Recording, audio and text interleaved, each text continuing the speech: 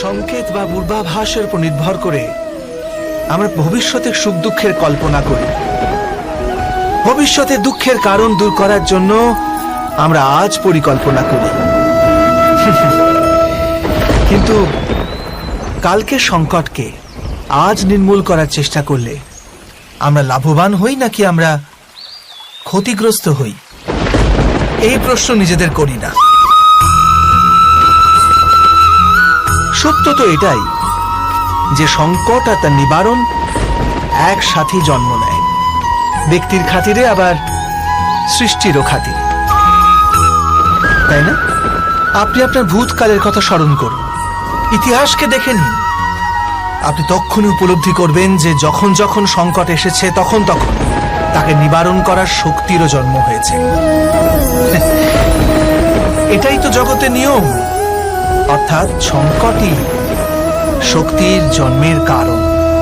প্রত্যেক ব্যক্তি যখন সংকট থেকে বেরিয়ে আসে তখন সে এক পদ আগে এগিয়ে যায়, অধিক উজ্জ্বলতা, অধিক আত্মবিশ্বাস লাভ করে, না কেবল নিজের জন্য, সমগ্র বিশ্বের জন্য বটে। এটা কি সত্য নয়? বাস্তবে সংকটের জন্ম মানে একটি সুযোগের জন্ম, নিজেই নিজেকে বদল করার, নিজের চিন্তাধারাকে আরো উঁচুতে নিয়ে যাওয়ার সুযোগ, নিজের আত্মাকে অধিক বলবান আর অধিক জ্ঞানমণ্ডিত করার সুযোগ। যে এটা করতে পারে তার কোনো সংকট আসে না, কিন্তু এমনটা যে করতে পারে না সে তো স্বয়ংই এক সংকট হয়ে পড়ে এই বিশ্বের জন্য। বিবেচনা করুন।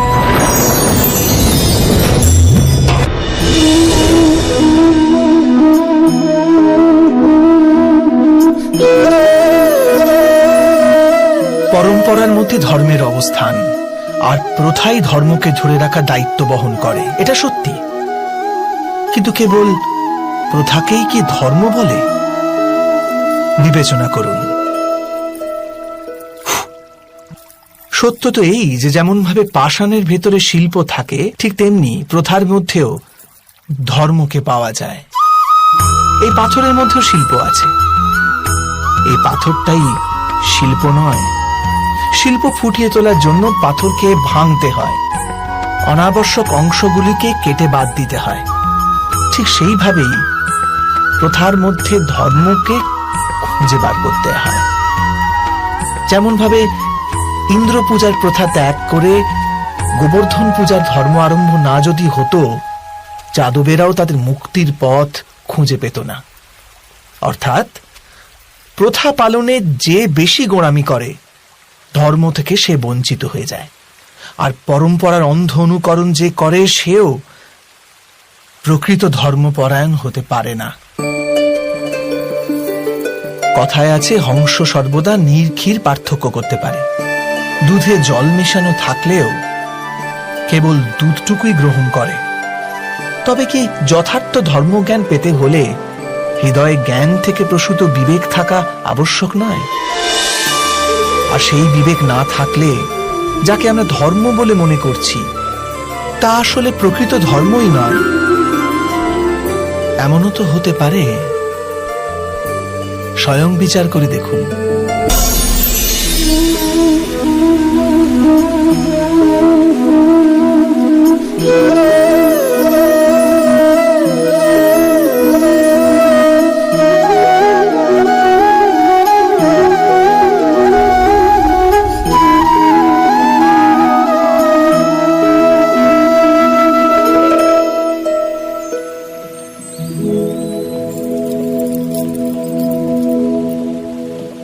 ভবিষ্যৎকে আধার করে সবাই আজকে নির্ণয় করতে চায়। ভবিষ্যতে সুখ লাভ হবে, ভবিষ্যৎ সুরক্ষিত হবে, এমন নির্ণয় আজ করার প্রয়াস করতে থাকে সবাই। আপনি নিজের জীবনেই দেখুন, আপনার অধিকতর নির্ণয়ের মূলে ভবিষ্যতের চিন্তা থাকে না। আর কেনই বা হবে না? নিজের জীবনকে সহজ ও সুখময় বানিয়ে তোলার প্রচেষ্টা করার অধিকার সবার আছে। কিন্তু ভবিষ্যৎ তো কেউ জানে না, কেবল কল্পনাই করা যেতে পারে। তবে জীবনের সমস্ত গুরুত্বপূর্ণ নির্ণয় কল্পনার উপর নির্ভর করেই আমরা করি। এ নির্ণয় করার কোনো তৃতীয় পথ হতে পারে? বিবেচনা করুন, সমস্ত সুখের আধার ধর্ম, আর সেই ধর্ম মানুষের হৃদয়ে স্থাপিত।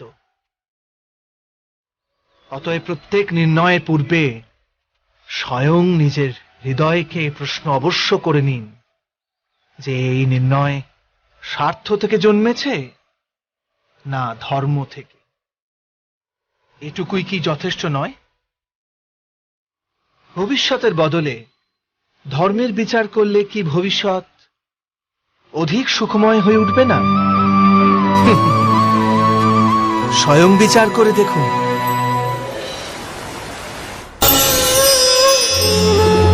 মানুষ যখন তার অপরাধে দণ্ড ভোগ করে তখন হতে পারে সেই ন্যায় বিচারে তার মনে কষ্ট হয়।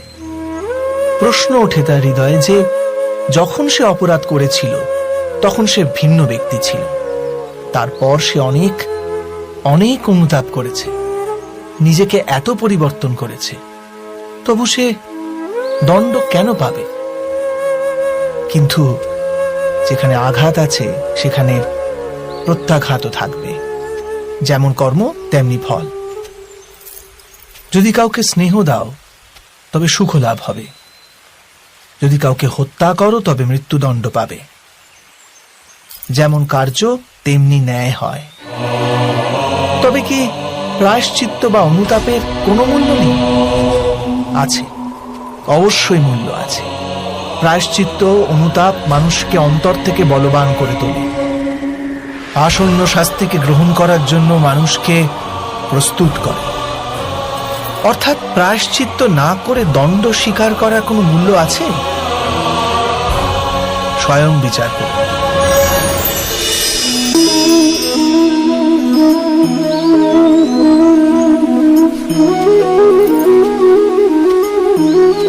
যখন নিজের কোনো ভালো কাজের বদলে দুঃখ লাভ হয়, অথবা কেউ দুষ্কর্ম করেও সুখ লাভ করে, তখন মন অবশ্যই এটা ভাবতে বসে যে তাহলে ভালো কর্ম করার, ধর্মের পথে চলার তাৎপর্যটা কি? কিন্তু দুরাত্মাকে কি ভোগ করতে হয় সেটাও দেখুন। দুষ্কর্ম যে করে তার হৃদয় সর্বদা চঞ্চল থাকে, ব্যাকুল হতে থাকে। মনে সর্বদা নতুন নতুন সংঘর্ষ উৎপন্ন হয়। অবিশ্বাস তাকে সারা জীবন ছোটাতে থাকে। একে কি সুখ বলে? যে ব্যক্তি ধর্মের পথে চলে, সর্বদা সুকর্মে রত থাকে, সৎ চরিত্র ব্যক্তির হৃদয় সর্বদা শান্ত থাকে। পরিস্থিতি তার জীবনে সুখের পথে বাধা হয়ে দাঁড়ায় না। সমাজে তার সম্মান ও মনে সন্তোষ অক্ষত থাকে সর্বদা। অর্থাৎ ভালো ব্যবহার ভবিষ্যতের সুখের পথ দেখায় না, ভালো ব্যবহার নিজেই সুখ দেয়। অথবা দুর্ব্যবহার ভবিষ্যতে দুঃখের পথ দেখায় না, অধর্ম সেই মুহূর্তে দুঃখকে উৎপন্ন করে। ধর্ম থেকে সুখ পাওয়া যায় না, ধর্মই স্বয়ং সুখ।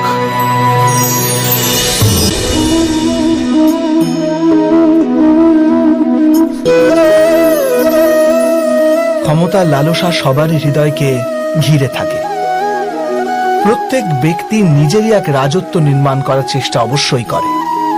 সেই রাষ্ট্র পুরো রাষ্ট্রের মতো অত বৃহৎ হোক অথবা নিজের পরিবারই হোক, সে ক্ষমতা লাভ করার প্রয়াস অবশ্য করে। কিন্তু ক্ষমতার বাস্তবিক রূপ কি আমরা কি কখনো বিবেচনা করেছি? একটি মানুষ যত অধিক ব্যক্তির জীবনকে প্রভাবিত করতে পারে, যত অধিক ব্যক্তির স্বতন্ত্রতার উপর অঙ্কুশ টানতে পারে, ততই অধিক ক্ষমতার অনুভব করে সে। ক্ষমতার প্রকৃত রূপই হলো অন্যের জীবনের ওপর স্বয়ংের প্রভাব। কিন্তু বাস্তবে প্রভাব প্রেম, দয়া, করুণা ও ধর্ম থেকে উৎপন্ন হয় নাকি? যখনই মানুষ কঠোরতা আর অধর্মের মাধ্যমে ক্ষমতা প্রাপ্ত করার প্রয়াস করে, তখনই সে অন্যের হৃদয় বিরোধিতা অথবা বিদ্রোহের জন্ম দেয়। আর পরিণাম অনেকটা এই রকম। হ্যাঁ, কিছু সময়ের জন্য সে নিজের প্রভাব ও শক্তির বিকাশ অবশ্য অনুভব করে, কিন্তু তা বাস্তবিক ক্ষমতা নয়। এই কারণে ভৃগু আর বশিষ্ঠের মতো ঋষিদের আজও পূজা করা হয়, রাবণ বা হিরণ্যকশিপুদের নয়। এ সম্বন্ধে আপনি অবশ্যই বিচার করবেন, সত্য বলেছি কিনা।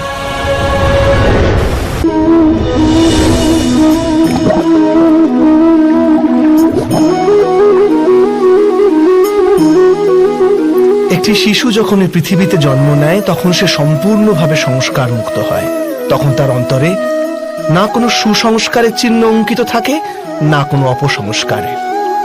অর্থাৎ জন্মের সময় বালকের মধ্যে না কোনো গুণ থাকে, না কোনো দোষ। তবে এই দোষ অথবা গুণ কিসের ভিত্তিতে লাভ হয় আমরা কি কখনো ভেবে দেখেছি? যে কথা মাতা পিতার মুখে নিরন্তর শোনা যায়, সেসব কথাই তাদের সন্তানের হৃদয়ে সংস্কারের রূপ নেয়। যেমন কোন গ্রামে নদীর তট অব্দি একটা আলপথ আপনি নির্মিত হয় কেবল সেই পথে বারবার চলার দরুন। অর্থাৎ মাতা পিতার হৃদয়ের ইচ্ছাই তাদের সন্তানের হৃদয়ে দোষ অথবা গুণ হয়ে জন্ম নেয়। এটাই কি সত্য নয়? কিন্তু তবু যখন তাদের সন্তানের মধ্যে কোনো দোষ দেখা যায়, তখন মাতা পিতা আশ্চর্য ও দুঃখিত হয়ে পড়েন। মাতা পিতা হৃদয়ে এই প্রশ্নই করে যে তাদের সন্তানের মধ্যে এই অপসংস্কার এলো কেমন করে। সত্য তো এটাই যে মাতা পিতা নিজের সন্তানের মনে অজান্তেই অপসংস্কারের বীজ রোপণ করেন, যা তাদের সন্তানের হৃদয় ভূমিতে কুশিক্ষার বৃক্ষ হয়ে মাথা তোলে। অর্থাৎ নিজের সন্তানদের সুসংস্কার আর ধর্মপরায়ণ করে তোলার আশা রাখে যে মাতা পিতা, তাদের সর্বপ্রথম তাদের নিজের হৃদয়ের ইচ্ছার উপর নিয়ন্ত্রণ রাখাটা অনিবার্য নয় কি?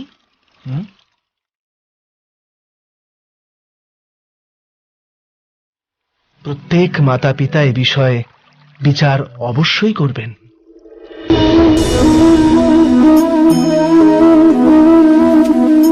মানুষের এই স্বভাব যে সে স্বয়ং নিজের পরিবারকে, নিজের সন্তানদের অধিকতর সুখ লাভ হোক সেই প্রচেষ্টাই করে।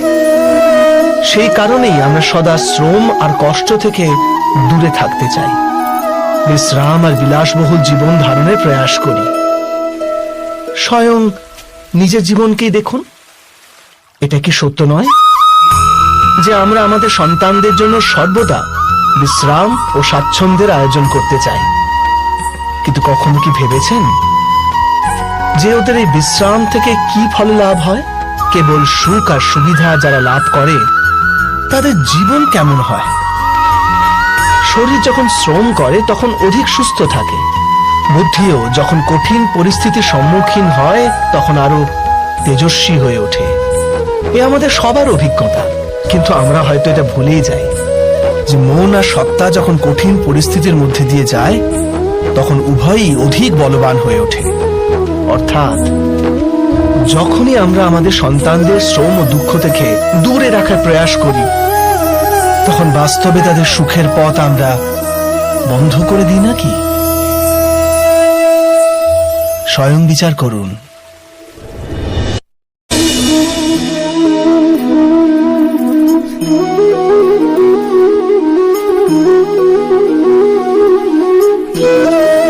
জ্ঞান প্রাপ্তি সর্বদা সমর্পণের মাধ্যমেই হয়, এ আমরা সকলেই জানি।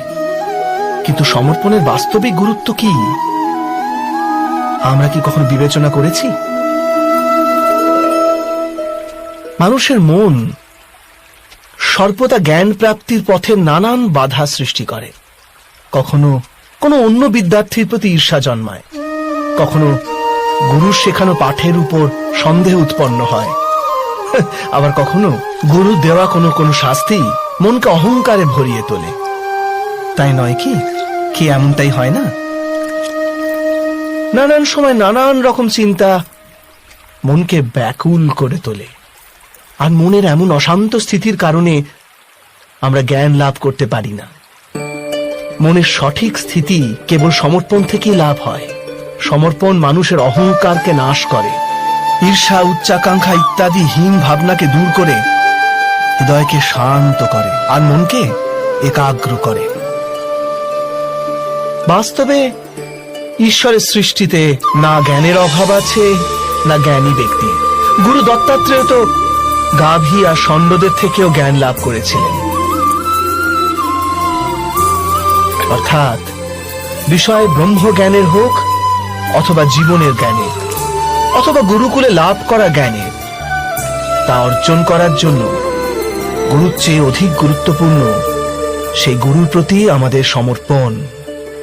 এটাই কি সত্য নয়? স্বয়ং বিচার করুন।